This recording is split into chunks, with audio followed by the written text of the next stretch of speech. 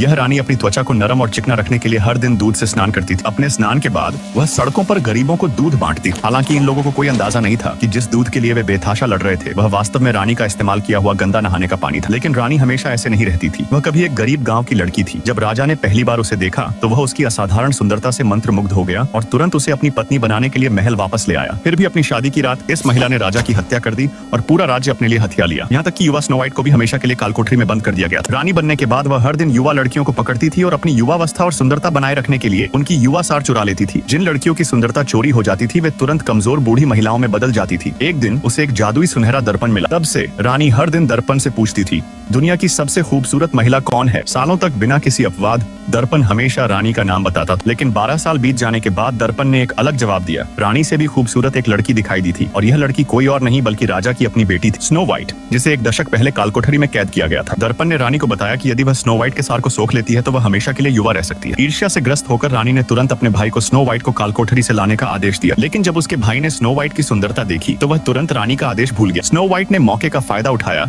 उसे एक तरफ धकेला और जेल के बाहर तक भाग निकली। जैसे ही सैनिकों का एक बड़ा समूह उसे घेरने वाला था, हताशा के क्षण में स्नो व्हाइट जेल के सीवर में कूद गई और सफलतापूर्वक महल से बच निकली। खबर सुनकर रानी ने थोर नामक एक इनाम शिकारी को बुलाया और स्नो व्हाइट को महल वापस लाने के लिए उसे लुभावने पुरस्कारों की पेशकश की। थोर ने आखिरकार मिशन स्वीकार कर लिया, लेकिन अप्रत्याशित रूप से स्नो व्हाइट और थोर दोनों जल्द ही 7 बौनों द्वारा बिछाए गए जाल में फंस गए। यह जानने के बाद कि स्नो व्हाइट राजा की बेटी थी, उन्होंने उसे रिहा कर दिया और उसे पवित्र हिरण देवता के सामने ले आए। हिरण देवता ने स्नो व्हाइट को रानी के शासन को उखाड़ फेंकने का तरीका बताया। क्या आपने देखा कि स्नो व्हाइट का किरदार असल में ट्वाइलाइट की अभिनेत्री ने निभाया है? अधिक रोमांचक मूवी क्लिप देखने के लिए मुझे फॉलो करें।